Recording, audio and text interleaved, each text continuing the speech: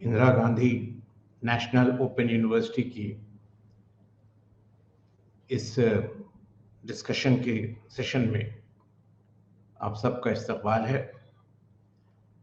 आज हम लोग under graduate history course BHIC 133 के सिलसिले में गुफ्तगू करेंगे।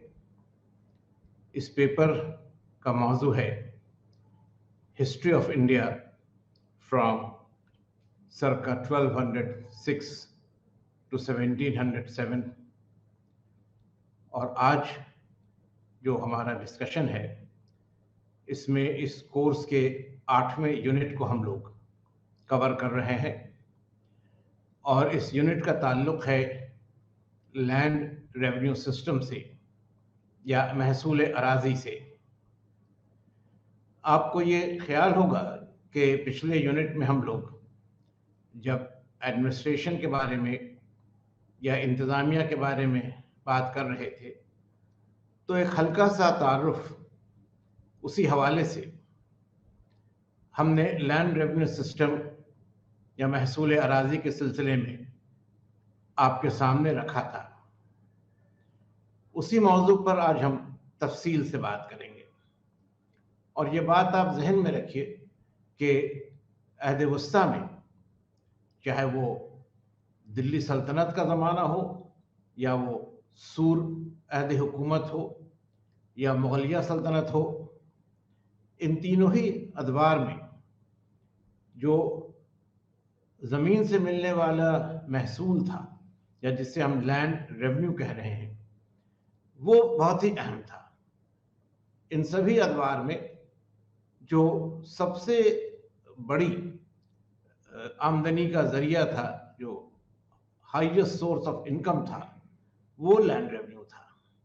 और यही वजह है कि इस सिलसिले में कई बादशाहों ने अहम तजुर्बे किए, इस्लाहात नाफिज किए। इस मौजू को और आसानी से समझने के लिए हम इसको 3 हिस्सों में बांट देंगे। पहले हम लोग देखेंगे कि दिल्ली सल्तनत के ज़माने में क्या सूरत हाल थी, फिर शेर शाह ने इसमें क्या इस्लाहात लाई और आखिर में अकबर ने इसको किस तरह एक मुनज़्ज़म सूरत दी मुगलिया दौर में। तो ये 3 दौर हैं और इनकी हम लोग अभी एक के बाद एक चर्चा करेंगे, इस पर हम लोग गुफ्तगू करेंगे। लेकिन उससे पहले हम ये चाहेंगे कि लैंड रेवेन्यू से जुड़ी हुई जो कुछ टर्म्स हैं, जो कुछ इस्तिलाहात हैं, उसके बारे में भी आपको थोड़ी वाक़फ़ियत दें, क्योंकि ये ऐसे अल्फाज हैं जिनका जिक्र बार बार दौरान गुफ्तगू आएगा और अगर आपको इनके माने पहले से मालूम हैं तो आपको काफ़ी आसानी होगी। ये एक लंबी फहरिस्त है, हम एक एक कर इन सब के बारे में आपसे बात करेंगे। पहला लफ्ज़ आप देखेंगे अपनी स्क्रीन पर, खराज। खराज के 2 माने होते थे। एक तो वो रकम थी जो महकूम राजा सुल्तान को दिया करते थे या बादशाह को दिया करते थे, इसको आप अंग्रेजी में ट्रिब्यूट कह सकते हैं। और दूसरे खराज को लैंड रेवेन्यू भी कहते हैं और ये वो रकम थी जो उपज के 1/5 अंश या 1/5 ऑफ द प्रोड्यूस के रूप में लगान के मद में वसूल की जाती थी। दूसरा नाम आप देखेंगे उश्र। उश्र का मतलब होता है 1/10। ये भी लगान से ही ताल्लुक़ रखती है, लेकिन ये रकम इस मायने का फ़र्क थी कि इसमें ज़मीन की पैदावार का 10वां हिस्सा यानी 10% लगान के तौर पर लिया जाता था। तो खराज और उश्र दोनों का ताल्लुक़ लगान से है, मगर दोनों की जो शरह है, जो उसकी रेट है, वो अलग अलग है। खराज 1/5 ऑफ द प्रोड्यूस है और उश्र 1/10 ऑफ द प्रोड्यूस है। लेकिन ये भी आपसे हम वाज़ेह करें कि ये जो फ़र्क हमने आपको बताया ये ज़्यादातर उसूली तौर पर था, कानूनी तौर पर था। लेकिन जहाँ तक अमली तौर पर देखा जाए, जो प्रैक्टिकल सिचुएशन था, अगर उसको देखा जाए तो एक यूनिफॉर्म रेट थी, एक कॉमन रेट थी लैंड रेवेन्यू की, और ये थी 1/3 ऑफ द प्रोड्यूस, यानी उपज का 1/3 हिस्सा लगान के तौर पर देना पड़ता था, ना 1/5 ना 1/10, 1/3 ये तयशुदा शरह थी। खराज और रुश्र का मामला उस वक्त आया जब फिरोज शाह ने थोड़ी तरमीम की, इस पर हम लोग आगे बात करेंगे। एक और लफ्ज आपको मिलेगा आपके स्क्रीन पर, चौथा टर्म है मुख्तई। मुख्तई का भी ताल्लुक लगान से था। पिछले डिस्कशन में हमने आपसे कहा था कि शुरू में इक़्तिदार बहाल किए जाते थे और इक़्तिदारों के मातहत जो इलाके थे वो इक़्ता कहलाते थे, और ये इक़्तिदार मक़ता भी कहलाते थे। तो मक़ता होने की बुनियाद पर इनको जो टैक्स दिया जाता था वही मुख्तई कहलाता था, और जाहिर है कि इक़्तिदारों को जो टैक्स मिलता था वो लगान ही था।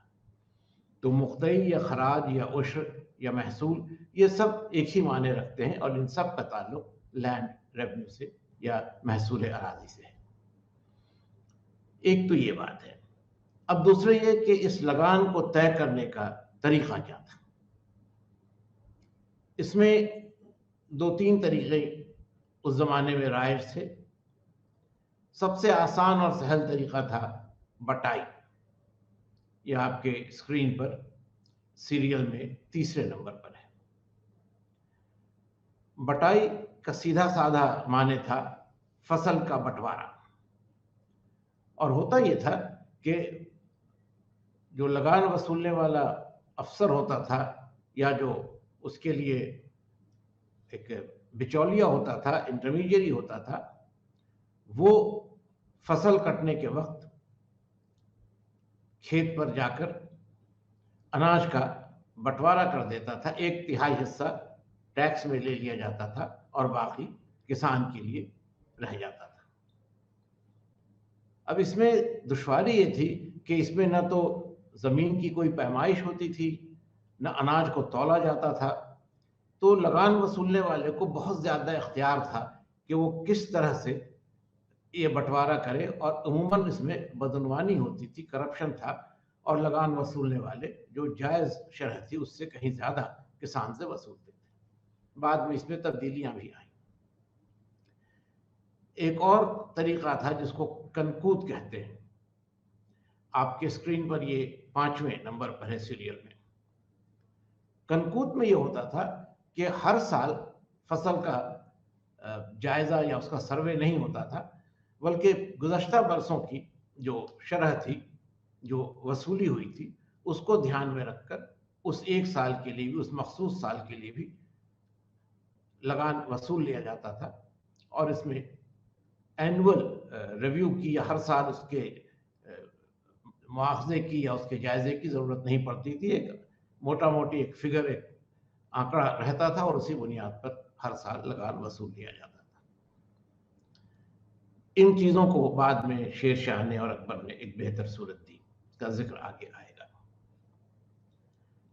इसके बाद आप देखेंगे कि एक और तरीका था जो अलाउद्दीन खिलजी ने शुरू किया, उसकी बात आगे आएगी, और वो मसाहत था। बहरहाल अब कुछ और टर्म्स ऐसे हैं जिनके बारे में आपसे हम बात करेंगे। ये ज़मीन की किस्में हैं, यानी लैंड रेवेन्यू के सिलसिले में ज़मीन की क्या दर्जाबंदी थी, क्या कैटेगराइजेशन था, कौन सी ज़मीन का क्या वैल्यू था या क्या उसकी अहमियत थी, और वहाँ लगान वसूलने का क्या निज़ाम था। अब इसमें पहला नाम है खालसा, आपकी लिस्ट में 6ठे नंबर पर है। खालसा कहते थे उस ज़मीन को जो सुल्तान या बादशाह के ज़ाती इख्तियार में थी, यानी यहाँ लगान वसूलने का काम सुल्तान या बादशाह के अफसर करते थे, और जो भी लगान हासिल होता था ये सुल्तान या बादशाह के ख़जाने में बराह रास्त जमा कर दिया जाता था। किसी और का कोई हिस्सा नहीं था, ये खालसा ज़मीन थी। इख्ता की बात आपको हम बता चुके हैं पिछले सेशन में भी कि इख्ता के ज़ेर एहतमाम जो इलाके थे वहाँ लगान का एक हिस्सा इख्तियार रखता था और बाकी सुल्तान को मिलता था। या जागीर के बारे में भी हमने आपको बताया था कि लगान का एक हिस्सा जागीरदार को मिलता था। इसमें कोई ऐसी अलग रकम नहीं रहती थी जो बादशाह के खजाने में दी जाए। जागीर उतनी ही वैल्यू की दी जाती थी जितना जागीरदार की तनख्वाह थी। तो यहाँ कोई सरप्लस का सवाल नहीं था। यहाँ से बादशाह को मुगलिया दौर में कुछ भी रकम नहीं मिलती थी, वो सारी रकम जागीरदारों के लिए मुख्तस थी, उनके लिए रिजर्व थी। कुछ ऐसी ज़मीनें भी थीं जहाँ पर लगान के मामले में रियायत या कंसेशन दिया जाता था, जिसको आमतौर पर लोग रेंट फ्री लैंड कहते हैं, या ऐसी ज़मीन जहाँ महसूल से बरात हासिल थी। इसमें देखिएगा आप कुछ नाम हैं: मिल्क, इनाम, वक्फ, इदरार। ये 4 नाम आपके स्क्रीन पर एक के बाद एक हैं। मिल्क और इदरार यानी जो 7th और जो 9th एंट्री है, उसमें बहुत ज़्यादा फर्क नहीं था। मिल्क उस ज़मीन को कहते थे जिस पर किसी शख्स की मिल्कियत या उसका राइट, उसकी ओनरशिप तस्लीम की जाती थी। अगर वो ज़मीन का ओनर था, अगर वो उसका मालिक था, मिल्क से ही मालिक बनता है या इमलाक का भी लफ्ज़ बनता है, तो जो उस मिल्क का, उस ज़मीन का मालिक था, उस ज़मीन की आमदनी उसे ही हासिल रहती थी। और इदरार भी इसी तरह की सूरत हाल थी।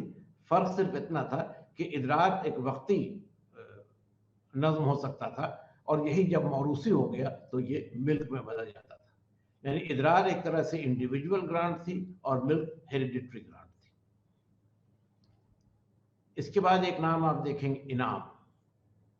इनाम का माने आप जानते ही हैं। ऐसा होता था कि अगर किसी की खिदमात से, किसी की सर्विस से सुल्तान खुश हुआ तो वो उसको इनाम के तौर पर कुछ ज़मीन दे देता था, और उस ज़मीन से जो लगान या जो महसूल आता था वो उस शख्स को मिल जाता था। यही उसका इनाम था। इससे उसकी जो माशी ज़रूरतें थी वो पूरी हो जाती थी। मुगलिया दौर में, जैसा कि आपको हमने बताया था, इसके लिए अलग जागीर होती थी जिसको अल-तमगा जागीर कहते थे। फिर एक लफ्ज़ आप देखेंगे, वक्फ। वक्फ का लफ्ज़ आज भी राइज है, और वक्फ में वो ज़मीन या वो जायदाद होती है, आजकल जायदाद है, उस ज़माने में ज़मीनें थी, जो किसी अदारे के लिए, मान लीजिए कोई मदरसा है, कोई दरगाह है, उसकी देख रेख पर जो खर्च आता था, उसका जो मेंटेनेंस था, उसको पूरा करने के लिए ज़मीनें वक्फ कर दी जाती थी, एंडोमेंट क्रिएट कर दिए जाते थे, और वो पैसा जो वक्फ की ज़मीन से आता था वो उसी अदारे के लिए इस्तेमाल किया जाता था। मुगलिया दौर में एक और टर्म आपको मिलेगा, मदद माश। अब मदद माश, या जिसको कहीं कहीं सुरगाल भी कहा गया है, ये इसी तरह की ग्रांट थी जो किसी शख्स को या किसी अदारे को उसके मेंटेनेंस के लिए, उसकी देखभाल के लिए दी जाती थी। और जाहिर है कि ये सब रेंट फ्री ग्रांट्स थी। ऐसे इलाकों से जो हुकूमत थी वो लगान नहीं लेती थी, वहाँ लगान से बरात हासिल थी, एग्जम्पशन हासिल था। बिल्कुल नीचे में आप एक लफ्ज़ और देखेंगे, ये है मवास। मवास उन इलाकों को कहते थे जहाँ लगान की वसूली में दुश्वारी होती थी, यानी वहाँ जो इंटरमीडियरीज थे, जो बिचौलिए थे, वो ज़्यादा ताकत रखते थे, ज़्यादा असर और रसूख रखते थे, और इस वजह से वहाँ जब सरकारी अफसरान लगान वसूलने के लिए जाते थे तो उनकी मुखालफत की जाती थी, अपोज किया जाता था, और अक्सर इस काम के लिए, लगान वसूलने के लिए, फ़ौज की मदद लेनी पड़ती थी। तो ये एक तरह के डिस्टर्ब एरिया थे, ऐसे इलाके थे जहाँ एक बदमनी की सूरत हाल थी। ये मवास कहलाते थे, और मुगलिया दौर में इन्हीं इलाकों को ज़ोर तलब कहा गया। तो मवास सल्तनत के ज़माने में है और ज़ोर तलब मुग़लों के ज़माने में है। ये वो इलाके हैं जहाँ लगान की वसूली दुश्वार हुआ करती थी। तो इन बुनियादी बातों को, टर्मिनोलॉजी को देखने के बाद अब हम लोग देखें कि किन सुल्तानों के ज़माने में किस तरह के इस्लाहात इस निज़ाम महसूल में नाफिज किए गए। ये जो रेवेन्यू सिस्टम था इसमें क्या रिफॉर्म्स आए। इस सिलसिले में पहली कोशिश अलाउद्दीन खिलजी ने की, जो सल्तनत के दौर का सबसे अजीम हुक्मरान कहा जा सकता है और 1296 से 1316 तक उसका अहद हुकूमत रहा। उसने जो सबसे पहली इस्लाह लाई वो ये थी कि उसने ज़मीन की पैमाइश की बुनियाद पर लगान को तय करने का उसूल अपनाया। हमने कहा कि पहले बटाई में या कनकूत में कोई माप तौल नहीं होती थी, तो उसमें बदनवानी की बहुत गुंजाइश थी। अलाउद्दीन ने यह तय किया कि ज़मीन की पैमाइश होगी और जो ज़मीन की पैमाइश हुई उसी की बुनियाद पर लगान तय किया जाएगा। तो एक नया तरीका था जिसका उसने नफाज किया और इसको मसाहत कहा गया। दूसरी बात यह हुई कि अलाउद्दीन ने लगान की शरह में इजाफा कर दिया। आपसे हमने कहा था कि उपज का 1/3 हिस्सा या पैदावार का 1/3 हिस्सा लगान में लिया जाता था। अलाउद्दीन ने इसको बढ़ाकर आधा हिस्सा कर दिया, 1/3 से बढ़ाकर 1/2 ऑफ द प्रोड्यूस उसने तय कर दिया। तीसरा जो फैसला उसने किया कि वो रेंट फ्री लैंड जो था, ऐसी ज़मीनें जो महसूल से भरी थी, जिनका भी हमने आपके सामने नाम लिया, वक्फ, इदरार, मिल्क, ये जो सारी ज़मीनें थी, इन पर उसने कब्जा कर लिया और सबको खालसा में बदल दिया। ज़मीन की पैमाइश के सिलसिले में उसने ये तय कर दिया कि जो भी खेत है उसमें पूरे इलाके की, पूरे उसका जो एरिया है उसकी पैमाइश करने के बाद उसमें से 1/20 यानी जो 20वां हिस्सा हुआ, लगभग 5%, उस ज़मीन की पैमाइश दोबारा की जाएगी, तय करने के लिए कि 1/20वां कितना है, उस ज़मीन पर 1/20वां में कितना एरिया आता है, और वहाँ की फसल काटकर उसको तौल लिया जाता था और इससे प्रति 20वां उपज या फी 20वां पैदावार का अंदाज़ा मिल जाता था और उसी की बुनियाद पर बाकी ज़मीन के लिए, यानी उस 20वां का जो बाकी हिस्सा था उसके लिए इसी पैदावार के शरह को या इसकी मकदार को मल्टीप्लाई करके, उसको ज़रब दे करके महसूल का जो पूरा अमाउंट था,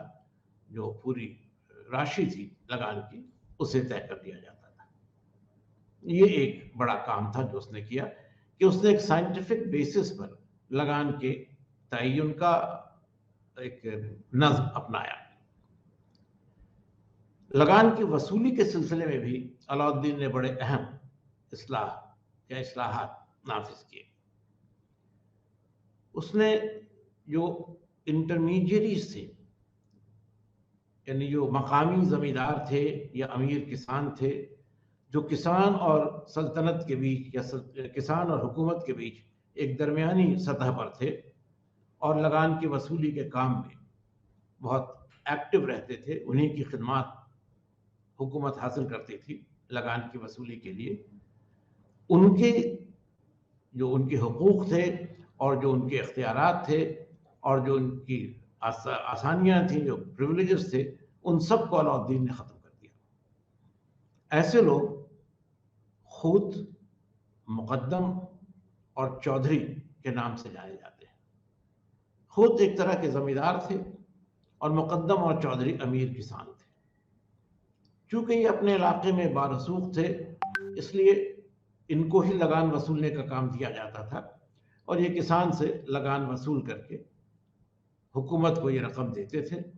इसके बदले में उन्हें कुछ इख्तियारात थे जो हुकूक खूती के नाम से जाने जाते थे।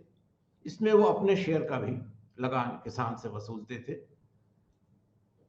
बदनवानी का मामला ये था कि ये तयशुदा मकदार से ज़्यादा किसान से लेते थे और तयशुदा मकदार से कम हुकूमत को देते थे।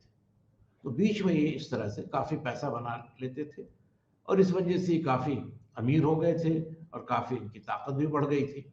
तो अलाउद्दीन ने इनकी सरकोबी की, इनको सप्रेस किया, इनका उसने दमन किया और लगान वसूलने के काम से उसने इन्हें बिल्कुल अलग कर दिया और लगान वसूलने के लिए उसने एक नया डिपार्टमेंट, एक नया इंतज़ामी शोबा कायम किया जो दीवान मुस्तखरज कहलाया। दीवान मुस्तखरज के तहत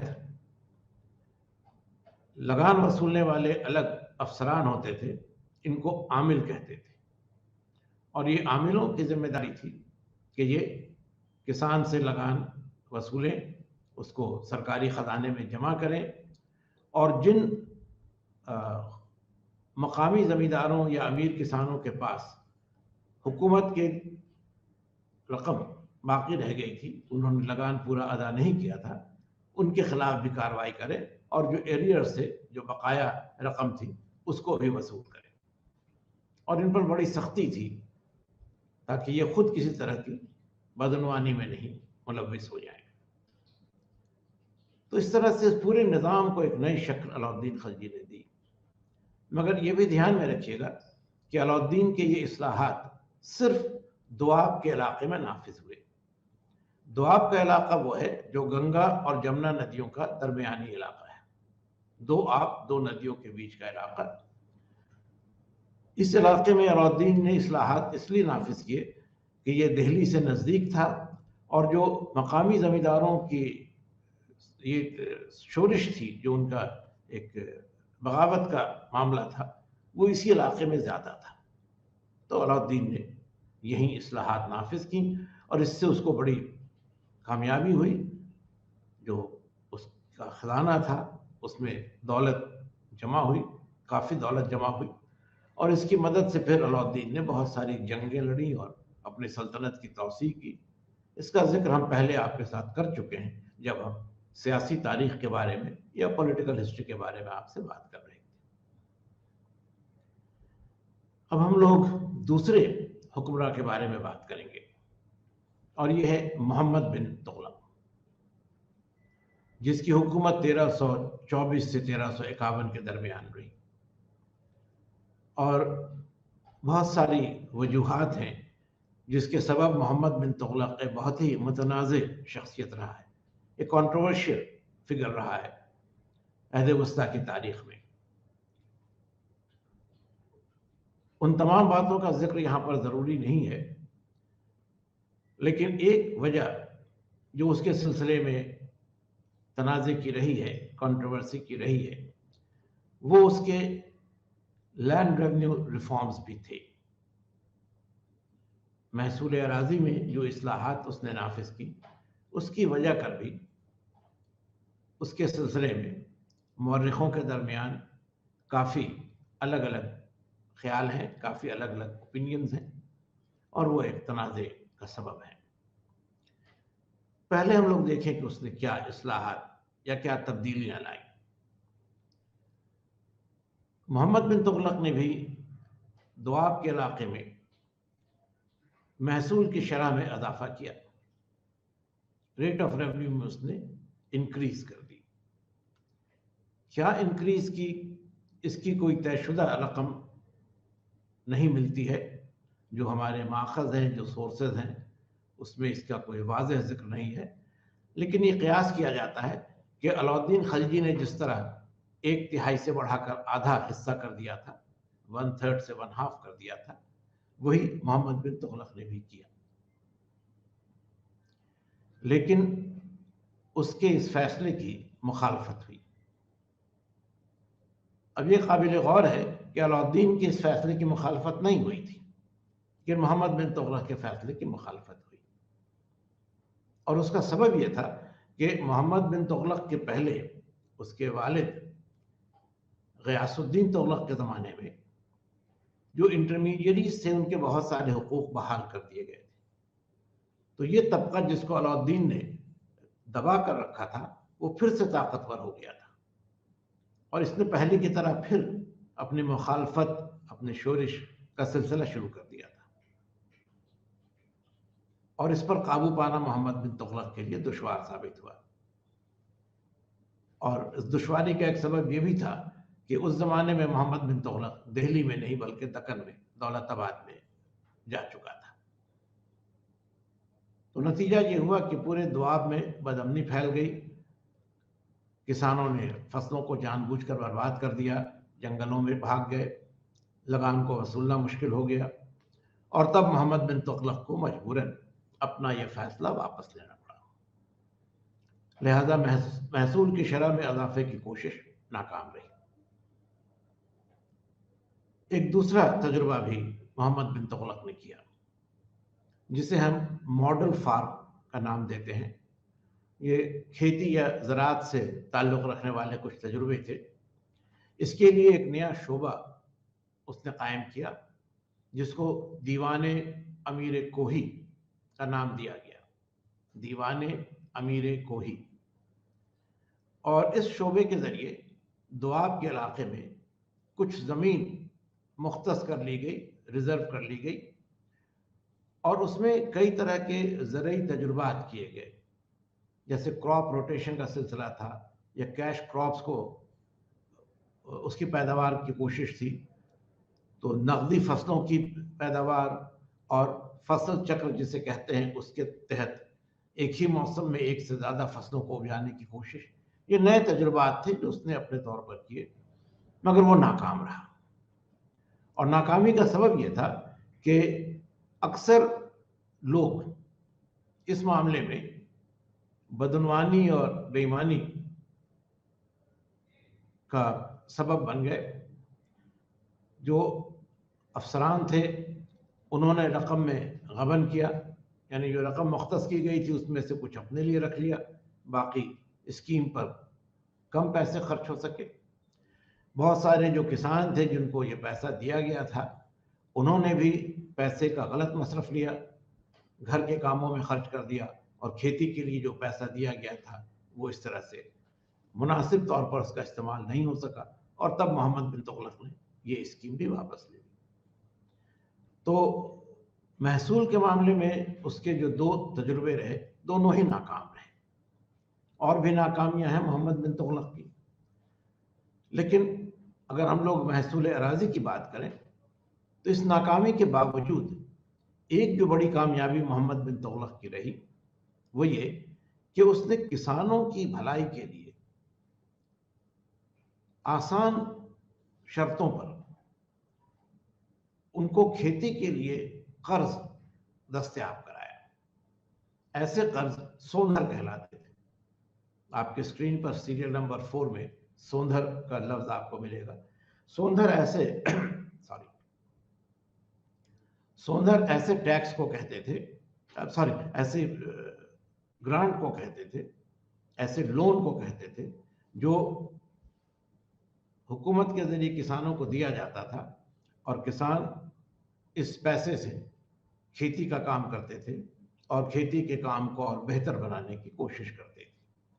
तो ये पहला सुल्तान है अहद वस्ता में जिसने किसानों की फलाह के लिए इस तरह के कर्ज या लोन देने की एक पहल की, एक इनिशिएटिव उसने लिया। इसके बाद जो तीसरा नाम है महसूल अराजी में इस्लाहात के सिलसिले में, वो सुल्तान फिरोज शाह है।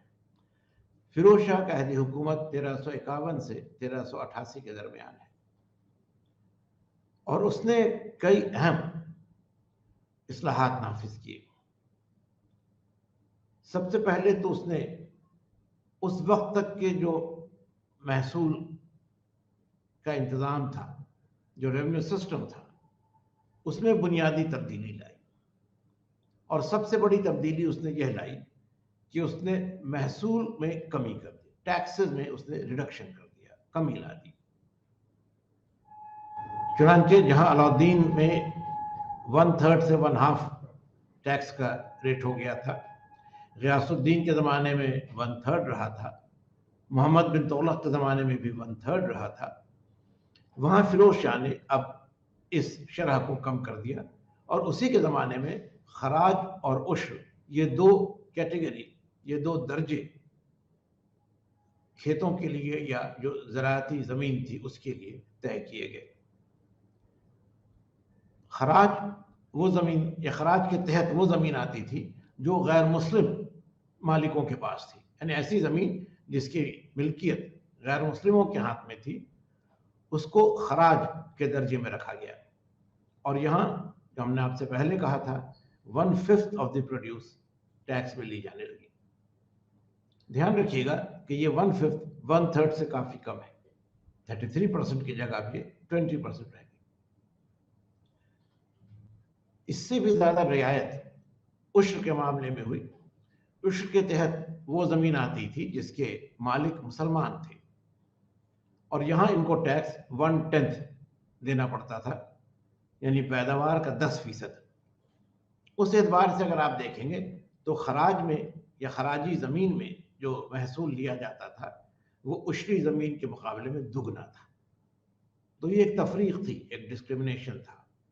लेकिन दोनों ही मामलों में आप ये देखेंगे कि पहले से जो शरह महसूल की चली आ रही थी उसमें नुमाया कमी आई और 1/3 से कम होकर ये 1/5 और फिर 1/10 भी हो गई।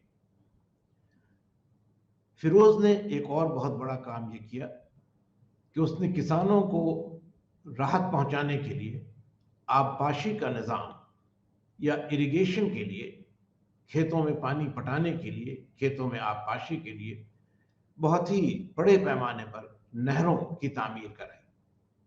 नहरों का जिक्र मोहम्मद बिन तुगलक के ज़माने में भी और गयासुद्दीन तुगलक के ज़माने में भी मिलता है, मगर एक मंसूबाबंद तरीके से, एक प्लान्ड तरीके से नहरों को बनाने का काम और उनसे किसानों को खेती के काम में राहत पहुंचाने का काम ये फिरोज ने किया। और दिल्ली और उसके नजदीक जमुना नदी से,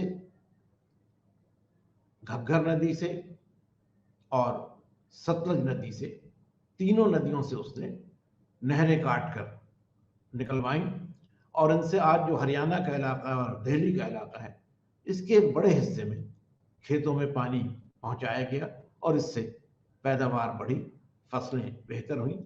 और इस बात का जिक्र उस ज़माने के किताबों में मिलता है, अफीफ की तारीख़ फिरोज शाही में मिलता है कि आम तौर पर इससे खेती में बहुत ज़्यादा तरक्की हुई, पैदावार बहुत बढ़ी और अनाज की कमी में अनाज की कीमत में नुमायां कमी आई।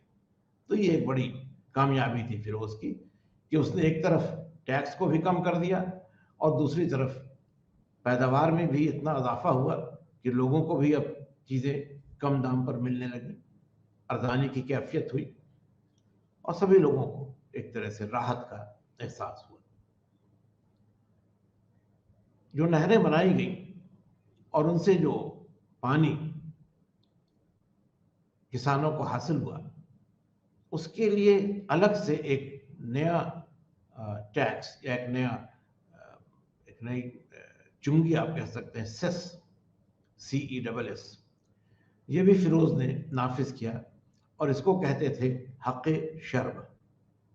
हक़ शर्ब, हक़ शर्ब का मामला ये था कि जिन खेतों में सरकारी नहरों के जरिए खेती के लिए पानी पहुंचाया जाता था वहां के जो किसान थे उनको अपनी जमीन से खराज या उश्र के अलावा 10% पैदावार का, 1/10 ऑफ द प्रोड्यूस, हक़ शर्ब के तौर पर भी हुकूमत को देना पड़ता था।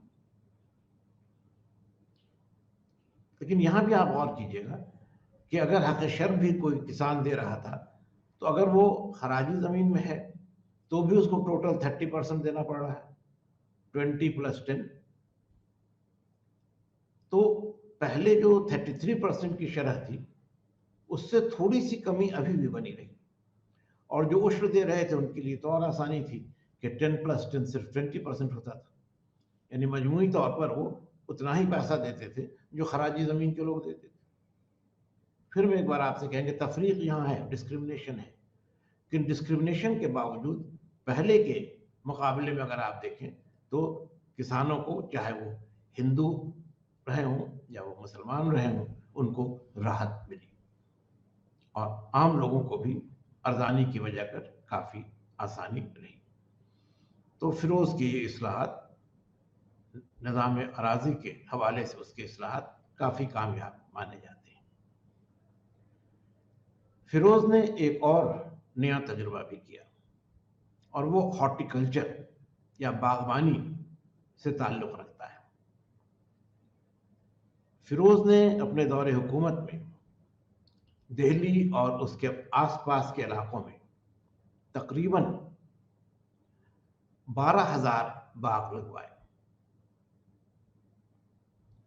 और ये सभी बाग फलों के बाग थे। और यहाँ जो फल उगाए जाते थे, जो फ्रूट्स कल्टीवेट किए जाते थे, उनको फिर बाजार में बेचकर वो रकम सुल्तान के खजाने में जमा की जाती थी। तो एक नई आमदनी की सूरत फिरोज ने पैदा की और इसकी वजह से बागवानी को भी फरोग हासिल हुआ। सल्तनत की पूरी तारीख में फिरोज ही एक ऐसा सुल्तान है जिसने बागवानी की अहमियत को समझा और बड़े पैमाने पर उसने फलों के बाग लगवाए और उससे हुकूमत को भी फ़ायदा हुआ कि एक ज़ैली आमदनी की सूरत या ज़िमनी आमदनी की सूरत पैदा हुई। और इस तरह से जो लैंड रेवेन्यू में कमी लाई गई थी और उसके सबब जो नुकसान हुआ था, हुकूमत की आमदनी में जो कमी आ गई थी, उस कमी को पूरा करने के लिए ये एक नई सूरत उसने पैदा की। एक और तजुर्बा भी फिरोज़ का है जो सीधे लगान के हवाले से तो नहीं है, मगर उसका ताल्लुक एक इनडायरेक्ट तौर पर, एक बिलवास्ता तौर पर लगान से भी है। और वो ये है कि उसने कारखानों का नज़्म काफ़ी बेहतर बनाया। कारखाने हर सुल्तान के ज़माने में होते थे, लेकिन इन कारखानों में जो पैदावार होती थी, जो चीज़ें बनाई जाती थी, वो महदूद होती थी, तयशुदा मकदार में बनाई जाती थी और इनका इस्तेमाल सुल्तान और उसके ख़ानदान के लोग किया करते थे। फिरोज़ ने यह फैसला किया कि इन कारखानों में अब जो चीज़ें बनाई जाएं, उनको कसीर पैमाने पर बनाया जाए। उसने लार्ज स्केल प्रोडक्शन की बात की और इसके लिए उसने कारखानों में बड़ी तादाद में मजदूर बहाल किए। ये मजदूर ज़्यादातर गुलाम थे। फिरोज़ के बारे में आपको पता होगा कि उसके ज़ाती मिल्कियत के तौर पर 1,80,000 गुलाम थे, 180,000 slaves। और इनमें एक बड़ी तादाद को उसने कारखानों में मजदूरों के तौर पर काम दिया।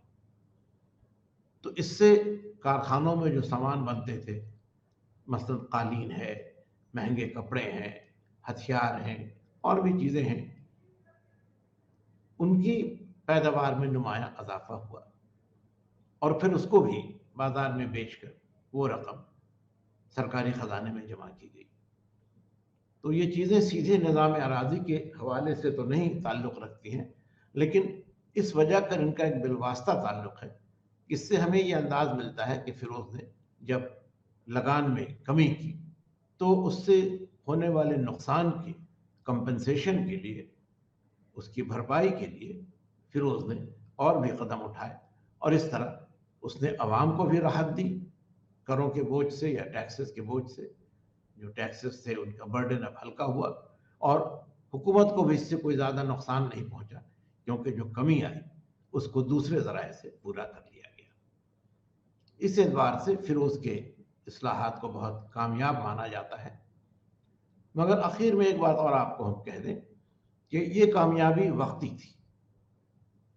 फिरोज़ ने अपने दौरे हुकूमत के आगाज़ में ये कदम उठाए थे और उस वक्त इनका बहुत पॉजिटिव, बहुत मुस्बत नतीजा हासिल हुआ था। लेकिन चंद वजूहात से आगे के वक्त में फिरोज़ की इन इस्लाहात का जो असर था वो कमज़ोर पड़ता गया और फिरोज़ की हुकूमत के आखिरी दौर में उसकी सल्तनत फिर एक बार माली मुश्किलों में घिर गई थी, फाइनेंशियल क्राइसिस की सूरत हाल पैदा हो गई थी, और उसके जो इस्लाहात थे, उनके जो मुस्बत असरात थे, वो देर पा साबित नहीं हुए, कोई इंड्यूरिंग इम्पैक्ट उनका नहीं पड़ा। आप ये भी जानते हैं कि सल्तनत की तारीख में जो आखिरी अहम सुल्तान था वो फिरोज शाह था।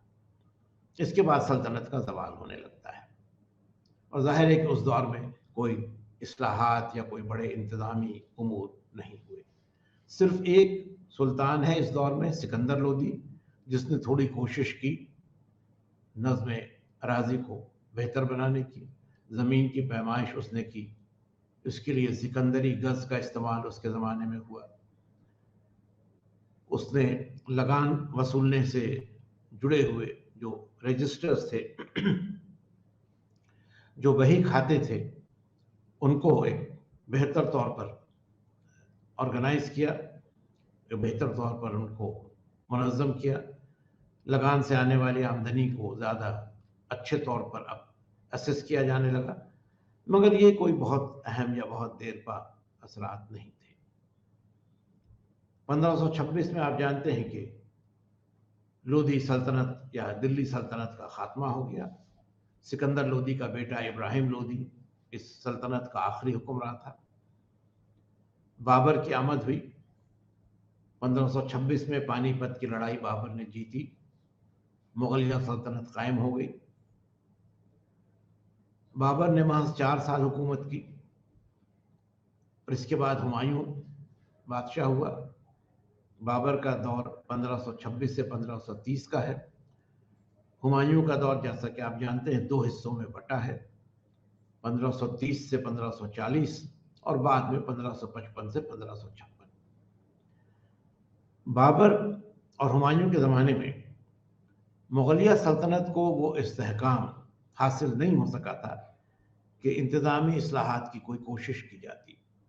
लिहाजा उन दोनों के अहद हुकूमत में, बाबर और हुमायूं के अहद हुकूमत में, कोई ऐसी कोशिश नहीं हुई जिससे कि निज़ाम अराज़ी में या महसूल अराज़ी में कोई तब्दीली लाई जाए। 1540 में हुमायूं को तख्त से हटाकर शेर शाह ने दिल्ली की हुकूमत पर कब्जा कर लिया, और 1540 से 1545 तक उसने हुकूमत की। शेर शाह ने अपने मुख्तसर अहद हुकूमत में भी बड़े अहम इस्लाहात नाफिज किए, और तकरीबन हर शोबे में उसने इस्लाहात लाए। लेकिन यहाँ हमारी गुफ्तगू का मौजू निज़ाम अराज़ी है, और उसी हवाले से हम लोग बात करेंगे। बाकी जो शेर शाह की हुसूलियाबी है, जो उसके अचीवमेंट्स हैं, वो हमने बहुत मुख्तसर पॉलिटिकल हिस्ट्री के हवाले से आपको बताए थे। उसकी और तफसील ज़ाहिर है कि आपके स्टडी मटीरियल में आपको मिलेगी। तो अब हम लोग शेर शाह के इस्लाहात पर थोड़ी गुफ्तगू करें कि निज़ाम अराज़ी के मामले में या महसूल अराज़ी के मामले में शेर शाह के जो इस्लाहात हैं, उनमें अलाउद्दीन के इस्लाहात की झलक आपको बहुत वाज़ेह तौर पर नज़र आएगी। वो तमाम फैसले जो अलाउद्दीन खलजी ने अपने ज़माने में किए थे, उनमें थोड़ी बहुत तरमीम या तब्दीली के साथ शेर शाह ने उन्हें दोबारा नाफिज किया। लेकिन ये मानना गलत होगा कि शेर शाह ने सिर्फ अलाउद्दीन के निज़ाम को अपनाया। उसने अपनी तरफ से भी कुछ नई जिद्दत, कुछ नए इनोवेशंस इख्तियार किए। तो इन पर हम लोग अब बात करें। शेर शाह ने सबसे पहले ज़मीन की पैमाइश और उसकी दर्जाबंदी, measurement and categorization of land, इस पर जोर दिया। अब आपने देखा कि मेजरमेंट तो अलाउद्दीन के ज़माने में भी हुआ था, लेकिन शेर शाह ने इसमें कैटेगराइजेशन या दर्जाबंदी को भी जोड़ दिया, और जो ज़रई ज़मीन थी, कल्टिवेटेड लैंड था, उसको उसने 3 दर्जों में बांट दिया: आला, औसत और मामूली, गुड, एवरेज एंड बैड।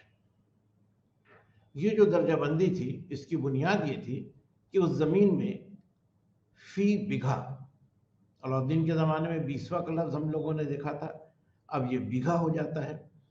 तो 1 बीघा ज़मीन में क्या पैदावार की शरह थी, उसी बुनियाद पर ये दर्जाबंदी की गई।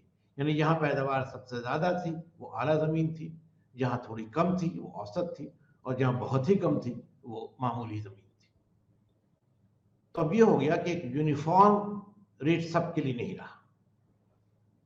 जिस तौर की ज़मीन थी, जिस दर्जे की, जिस क्वालिटी की ज़मीन थी, और उसका जो प्रोड्यूस था, उससे जो पैदावार हासिल हो रही थी, उसी के तनासुब से महसूल को तय किया जाने लगा।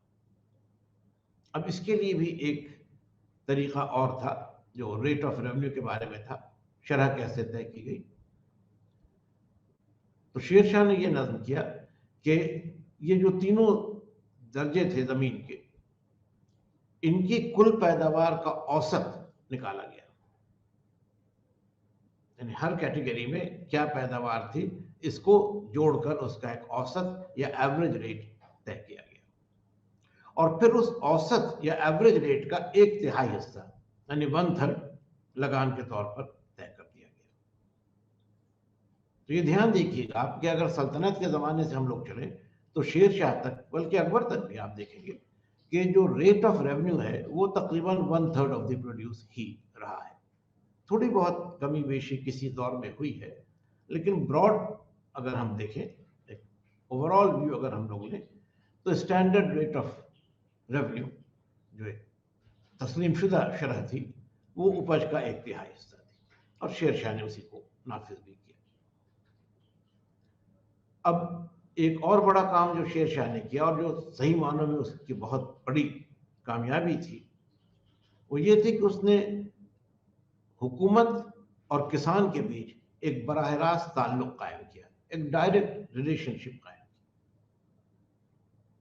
इसका मामला ये रहा कि उसने किसानों को पट्टा देने की और किसानों से कबूलियत लेने की सूरत पैदा की। उसके इस्लाहात में बहुत अहम कदम था। हर किसान को उस जमीन के लिए जहां वो खेती कर रहा था एक पट्टा या टाइटल डीड दिया जाता था, और उस पट्टे में ये वजाहत होती थी, ये तहरीरी तौर पर दिया जाता था, रिटन रिकॉर्ड था कि किसान की जमीन का क्या एरिया है, उसमें कौन सी फसल होती है, और उस पर क्या महसूल तय किया गया है। तो ये बातें अब तहरीरी तौर पर किसान के पास मौजूद थी। इसके बदले में किसान को फिर तहरीरी तौर पर कबूलियत देनी पड़ती, रिटन एग्रीमेंट था। कबूलियत एक तरह की अंडरटेकिंग थी। किसान इस बात को कबूल करता था, तस्लीम करता था कि जिस जमीन पर उसको पट्टा मिला है वहां वो खेती का काम मुस्तकिल तौर पर करेगा, और जो महसूल तय हुआ है उसे वो अदा करेगा। ये पट्टा और कबूलियत से जो सबसे बड़ा फायदा किसानों को हुआ वो ये कि जमीन में उसका जो ऑक्यूपेंसी राइट था, प्रॉपर्टी राइट नहीं है। तो ध्यान दीजिएगा कि जमीन पर जो उसका दखल था या कब्जा था, उसके लिए उसको एक सनद मिल गई। इस सनद से उसकी मिल्कियत कायम नहीं हुई, जमीन उसकी अपनी नहीं थी, मगर जमीन पर उसका जो दखल कब्जा था वो मान लिया गया। अब जब तक वो खेती कर रहा है और वहां से तयशुदा लगान दे रहा है, तो जमीन से कोई इसको बेदखल नहीं कर सकता। उसको हुकूमत की तरफ से ये प्रोटेक्शन, ये तहफ़्फ़ुज़ हासिल हो गया। ये बड़ी बात थी। अब इसकी वजह से जो इंटरमीडिएरीज थे, जो छोटे छोटे जमींदार थे, जो अमीर किसान थे, उनके जरिए किसानों का जो एक एक्सप्लॉयटेशन होता था, किसानों का जो इस्तेहसाल होता था, उसमें कमी आई।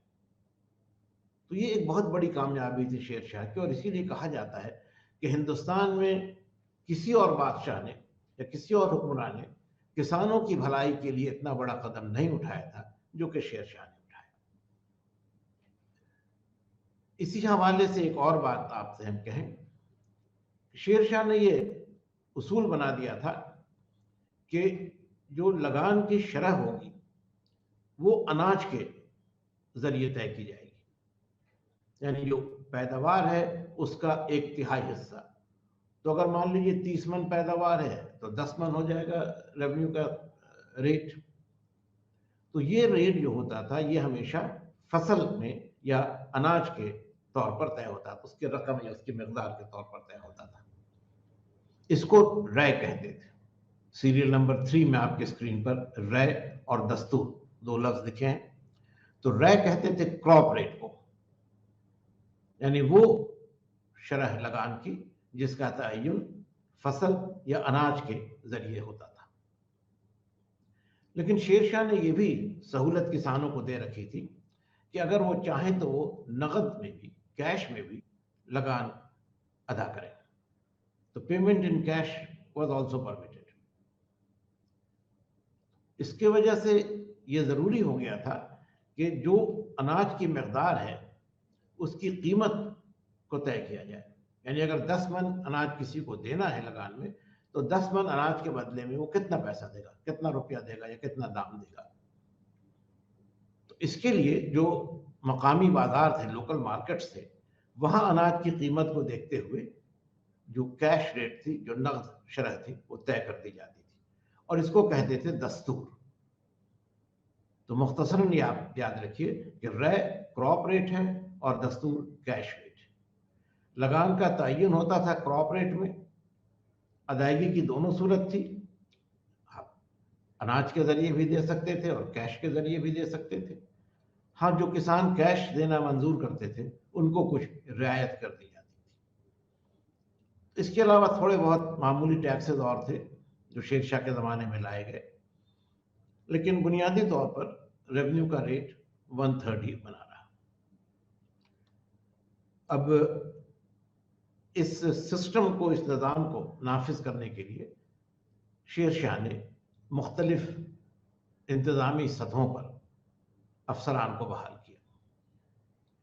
अहद वस्ता में लगान की वसूली की जो बुनियादी इकाई थी वो परगना कहलाती थी और शेरशाह ने हर परगना में एक अमीन को बहाल किया। अमीन की मदद के लिए पटवारी और कानून गो होते थे। पटवारी ज़मीन की पैमाइश के लिए और कानून गो जो रिकॉर्ड्स थे, जो कागजात थे, उनको रखने के लिए। अमीन इस पूरे मामले का ओवरऑल सुपरविजन करता था और जो लोग टैक्स पे करते थे नकदी में, उनका जो कैश का अमाउंट था, जो रकम मिलती थी, उसको एक दूसरा ऑफिसर था वो अपने कस्टडी में रखता था, वो फोतेदार कहलाता था। तो अनाज के तौर पर जो वसूली वो अमीन के पास जाती थी, कैश फोतेदार के पास जाता था। परगना से ऊपर जो सतह थी वो शिक थी, जिसको शेरशाह ने सरकार का नाम दिया। सरकार में मुंसिफान नाम का एक अफसर होता था जो महसूल अराजी के मामलात को भी और मुकदमों को भी देखता था। उसका जुरिस्डिक्शन ज़्यादा बड़ा था। इसके बाद मरकज़ी इंतज़ामिया था और वहाँ जो महसूल का मामला था वो वज़ीर के हाथ में था। शेरशाह ने एक और बहुत बड़ा काम ये भी किया, जो फिर उसके मामले में एक अनोखी बात है, कि उसने ज़मीन से ताल्लुक़ रखने वाले जितने भी कागजात थे, जितने भी लैंड डॉक्यूमेंट्स थे, उनको फारसी के साथ साथ नागरी में भी लिखवाने का हुक्म दिया। तो बाइलिंगुअल रिकॉर्ड होने लगे, क्योंकि किसान के लिए या जो मकामी ज़मींदार था उसके लिए फारसी जानना मुमकिन नहीं था। तो मकामी ज़बान में और मकामी जो रस्मुल ख़त था, नागरी जो रस्मुल ख़त था, उसमें भी रिकॉर्ड्स रखे जाते थे, ताकि किसान को या जो मकामी ज़मींदार है उसको भी अपनी जिम्मेदारियों का और अपने हुकूक का अंदाज़ा हो सके। तो पहली बार इस तरह के रिकॉर्ड्स, बाइलिंगुअल रिकॉर्ड शेरशाह के ज़माने में रखे गए। किसानों को राहत देने के लिए शेरशाह ने और भी कुछ काम किए। इसमें एक नाम तकावी का आता है। तकावी भी एक तरह का कर्ज था, लोन था, जो किसानों को दिया जाता था ताकि खेती के काम में बेहतरी आ सके, यानी तक़वियत उसे मिले, उसको स्ट्रेंथ मिले। और तकावी का ये सिलसिला मुग़लों के दौर में भी बना रहा और आज भी आप देखें कहीं कहीं एडमिनिस्ट्रेटिव टर्म्स में तकावी का नाम किसानों को दिए गए कर्ज के लिए आज भी आता है। तो जिस तरह मोहम्मद बिन तुगलक ने सोंधर का इंतज़ाम किया था, शेर शाह ने उसी तरह तकावी का सिलसिला कायम किया। मोहम्मद बिन तुगलक का जो रिफॉर्म था वो तो कुछ ही दिनों में उसी के ज़माने में ख़त्म हो गया, लेकिन शेर शाह का ये रिफॉर्म आगे तक जारी रहा। किसानों को राहत देने के सिलसिले में शेर शाह ने यह भी तय किया कि फौज के आने जाने के सिलसिले में, आमद रफ्त के सिलसिले में फसलों को कोई नुकसान नहीं पहुंचे। अगर कसदन फसल को नुकसान पहुंचाया जाता था तो वैसे सिपाहियों को सजा दी जाती थी, और जो फसल बर्बाद होती थी उसका मुआवजा हुकूमत के जरिए किसानों को दिया जाता था। अगर सैलाब आ जाए, कहत पड़ जाए, फसल खराब हो जाए या इस तरह की कोई भी कुदरती आफत आ जाए तो उस मामले में भी किसानों को लगान के मामले में राहत दी जाती थी। तो शेर शाह के दौर में एक नई बात हम ये ज़रूर देखते हैं कि उसने महसूल अराजी में एक फलाही पहलू भी शामिल किया। अब हुकूमत का काम सिर्फ ये नहीं रहा कि किसान से लगान की वसूली करे, टैक्स हासिल करे, बल्कि ये भी हो गया कि किसान की भलाई और इसके फलाह व बहबूद के लिए भी काम करे। तो एक तरह का ये पैटर्नल रवैया, यानी एक शफकत का रवैया किसान के सिलसिले में हुकूमत की जानिब से हो, इस सिलसिले में पहल शेर शाह ने की, और फिर इस मामले को, इस उसूल को आगे अकबर ने भी अपनाया, और ये मुगलिया सल्तनत का एक हिस्सा, मुगलिया सल्तनत के निज़ाम का एक हिस्सा बना। मेरे कहने का मकसद ये नहीं है कि सारा निज़ाम अराजी अब फलाही हो गया, ये मुमकिन नहीं था, लेकिन कुछ हद तक, किसी हद तक, जहाँ तक गुंजाइश थी उस हद तक किसान को ज़रूर राहत मिली, और उसकी फलाह का भी ख्याल शेर शाह ने रखा। क्योंकि शेर शाह का ये मानना था, शेर शाह के ज़माने की जो तारीख़ है उसको अब्बास सरवानी ने लिखा है, और वो तारीख़ शेर शाही के नाम से वो किताब मौजूद है। उसमें अब्बास सरवानी ने शेर शाह के दो अक़वाल, उसके दो कोट्स दिए हैं। एक जगह शेर शाह ये कहता है कि वही हुकूमत कामयाब होगी और वही सल्तनत सरवतमंद होगी, प्रॉस्पेरस होगी, जहाँ का किसान खुशहाल हो। तो ये बात किसान की क्या अहमियत थी माशी निज़ाम में, वो शेर शाह ने न सिर्फ महसूस की बल्कि उसका बरमला इजहार भी किया। और दूसरी बात उसके सिलसिले में अब्बास सरवानी लिखता है कि शेर शाह का ये मानना था कि किसान से अगर महसूल लिया जाए तो उसको हिफाजत भी देना सुल्तान का फर्ज बन जाता है। अगर सिर्फ महसूल लिया जाए और तहफ़्फ़ुज़ नहीं दिया जाए, फलाह के बारे में नहीं कोई कदम उठाया जाए, तो वो एक जालिमाना रवैया होगा, टिरनी है। तो इस तरह से कहीं ना कहीं शेर शाह के इस महसूल अराज़ी में हमें एक बेनेवलेंस या एक फलाही जज्बा मिलता है, और ये फिर मुगलिया दौर में और आगे तरक्की करता है। तो आज की इस गुफ्तगू में हमने आपसे मुगलिया दौर से पहले निज़ाम अराज़ी या निज़ाम महसूल अराज़ी का जो सिलसिला रहा 13वीं सदी से लेकर 16वीं सदी के निस्फ अव्वल तक, उसका एक जायज़ा आपके सामने हमने रखा।